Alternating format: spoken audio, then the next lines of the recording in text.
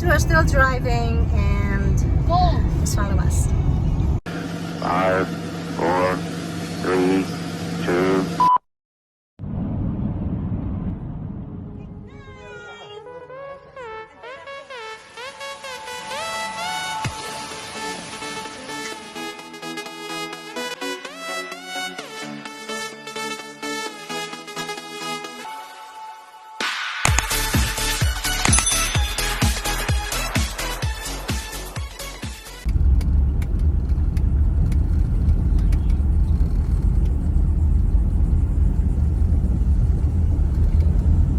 Alright guys, we are here. It's nice. They have a small, I think there's a visitor center and the restroom, and they have a little picnic area. Now we're going in there, the top, right there.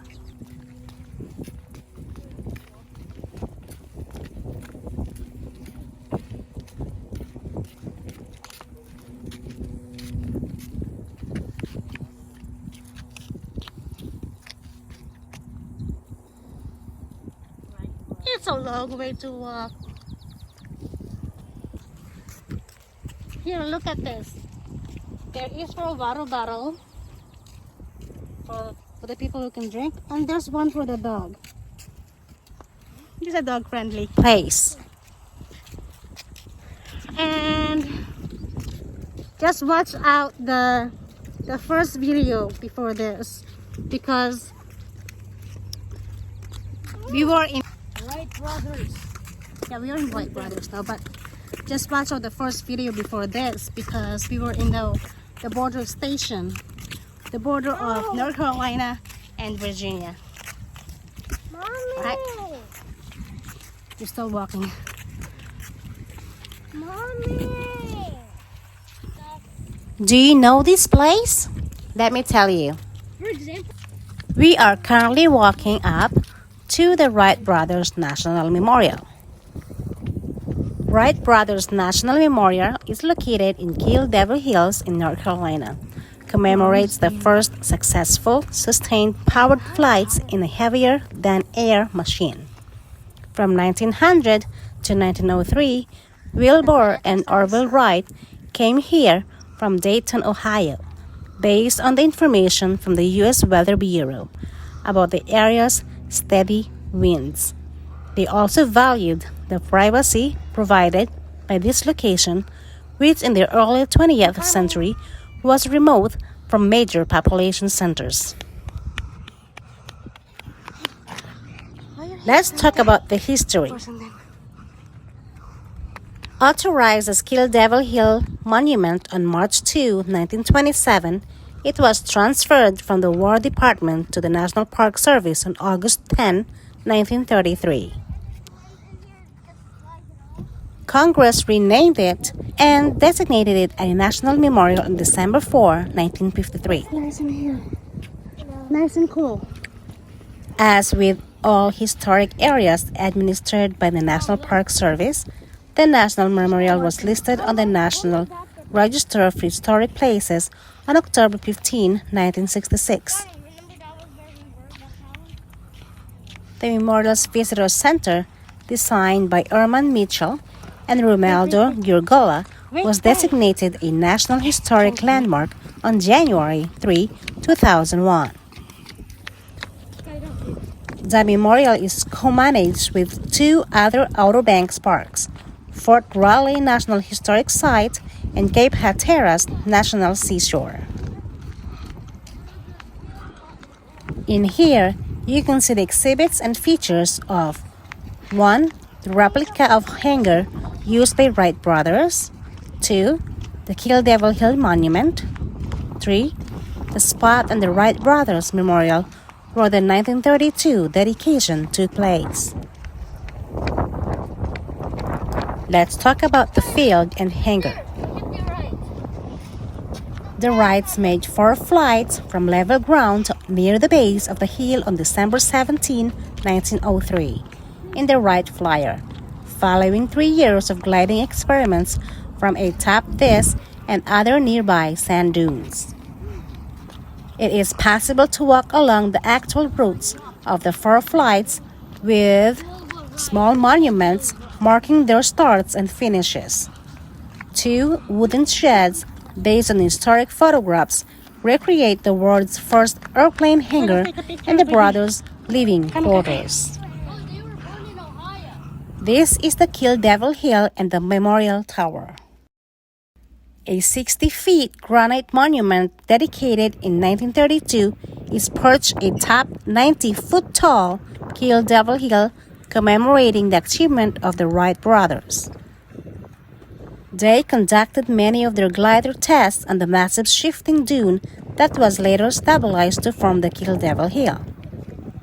The doors of the tower are stainless steel over nickel, with a price of $3,000 in 1928, equivalent to $35,818 in 2019. The 6 relief panels represent the conquest of the air. The tower was designed by Rogers & Poor, a New York City architectural firm. The design was officially selected on February 14, 1930. Inscribed in capital letters, it says, The conquest of the air by the brothers Wilbur and Orville Wright, conceived by genius, achieved by dauntless resolution and unconquerable faith. In November 14, 1932, was selected as the dedication day. Over 20,000 people were expected to attend the event, but only around 1,000 showed up on a stormy and windy day. Orville Wright was the main guest of honor at the ceremony, and aviator Ruth Nichols was given the privilege of removing the American flag that covered the word Genius and the plaque on the monument.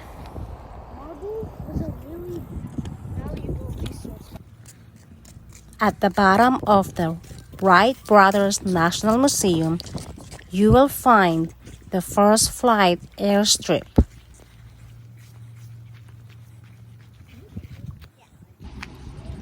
On December 17, 2003, the Centennial flight was celebrated at the park. The ceremony was hosted by flight enthusiast John Travolta and included appearances by President George W. Bush, Apollo 11 astronauts Neil Armstrong and Buzz Aldrin, and test pilot Chuck Yeager. The Centennial Pavilion was built for the celebration and housed exhibits showing the Outer Banks at the turn of the century, the development of the 1903 replica, and NASA provided displays on aviation and flight. The Centennial Pavilion closed in 2014 and is slated to be demolished due to budget constraints. This life-size sculpture was created by Stephen H. Smith. It's a full-size replica of the 1903 Wright Flyer. The moment of the flight began and includes the Wright brothers along with the members of the Kill Devil Hills life-saving station. Now let's visit the visitor center.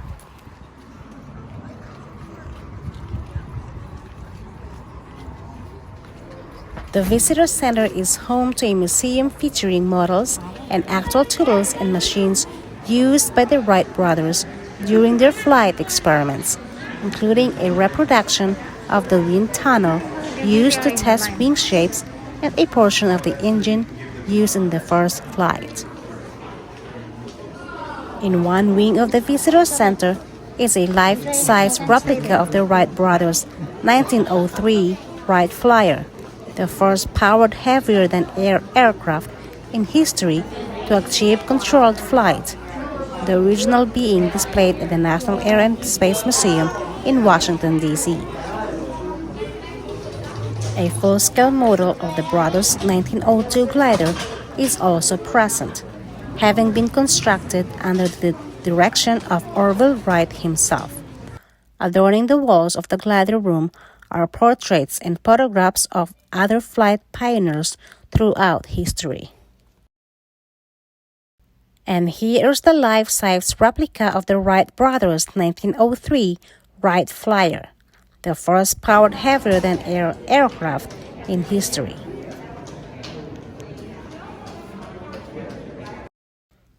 The Visitor Center's modern design was a departure from the National Park Service's earlier, more traditional buildings and was built as part of its Mission 66 modernization and expansion program.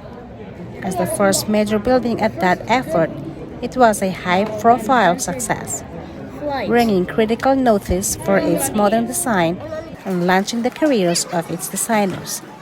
It was designated a National Historic Landmark in 1975 for its architecture and its importance to the Park Services program.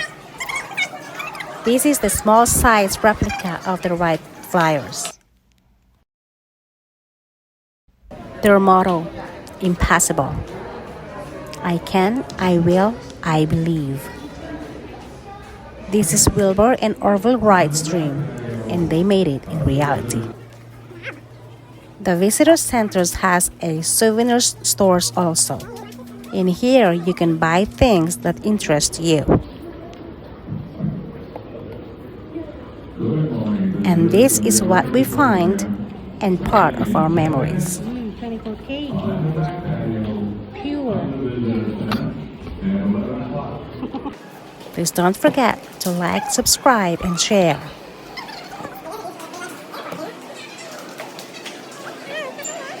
In this place, there's a lot of things to do and to learn.